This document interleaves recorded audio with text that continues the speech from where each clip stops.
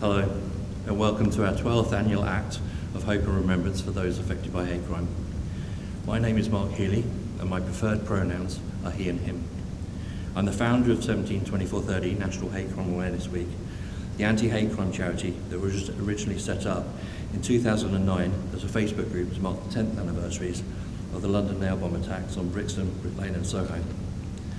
Hence 172430, the first part of our charity's name, which is the dates of those three terrible attacks. Later the same year, after the death of Ian Bainham, we organised the first London Vigil against hate crime, which was the first of 4 vigils that we held in Trafalgar Square between 2009 to 2012. Ian's death inspired solidarity vigils across the UK and abroad. In October 2012, we helped these vigils evolve into what we now, into the National Week that we call National Hate Crime Awareness Week, hence the second part of our charity's name. We established this National Week of Action to encourage the authorities, government, police and councils, key partners, the business and community sectors, and communities affected by hate crime to work together to tackle all forms of hate crime across the UK, because there should be no place for hate in the UK. We encourage people to come together to remember those they have lost and stand in solidarity with those who need our ongoing support, because everyone affected by hate crime should be supported. We seek to eliminate hate crime by increasing opportunities for positive community engagement, because these events help build better relations between us and other communities, which in turn helps to diminish the work of those who seek to divide us. Whilst I'm sad that St Paul's is unable to host us this year, I'm glad that the Salvation Army has been able to provide us with the use of Regent's Hall. It's a fantastic, accessible space in central London. Today I'm proud to work in partnership with CST. The Community Security Trust is a charity that protects British Jews from anti-Semitism and related threats. I'm pleased to see them lighting the national candle of hope and remembrance this year in memory and solidarity with those who have experienced anti-Semitism.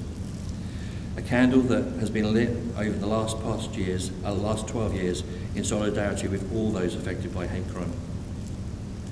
I'll be taking the candle to St Paul's Cathedral tomorrow morning, and it will remain on display in the cathedral for the duration of the rest of the National Week. Each year we appeal for statements of support from across the social and political spectrum, because tackling hate crime is everybody's responsibility, especially those that seek leadership roles amongst us. I'm disappointed to report that Prime Minister Rishi Sunak is the first Prime Minister, to decline an invitation to add his support this year. I'm also disappointed to report that we're still waiting to hear back from the Leader of the Opposition, Keir Starmer.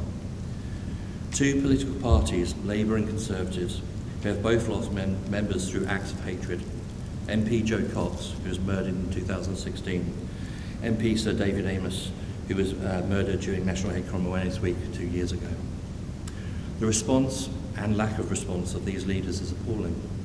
Last week, the government released the latest recorded hate crime statistics for England and Wales, year ending March 2023. 145,214 hate crimes, a decline of 5%. Race hate crime, 101,906, down 6%.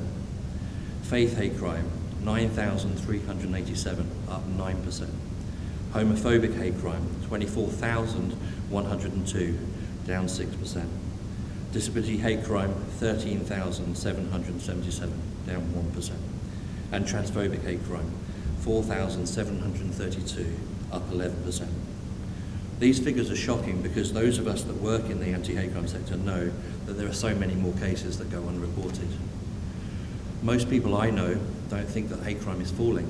They think that confidence in the government to tackle hate crime is falling, which is why we call upon the government to end its war on woke and cancel its plans for a culture war leading up to the general election. We need a government to unite us, not divide us. We need a government to be outspoken about its commitment to tackling all forms of hate crime across the UK. We need a government to update the country's hate crime legislation so that there is parity before the law for all people affected by hate crime. We need a government to update the National Hate Crime Action Plan and ensure that all the police and crime commissioners prioritise tackling hate crime in their police and crime plans across the country. In the meantime, we, the people of this country, must continue to work together, because we can make a difference.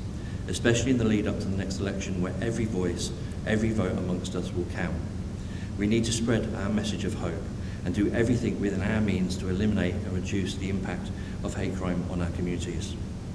H, for hate crime awareness, making sure everyone knows what hate crime is and how to deal with it. O, for operational responses, a police term, but we need to work with all of the authorities to improve the way that they respond to hate crime and make sure that measures are in place for our own communities to respond as well. P, for prevention.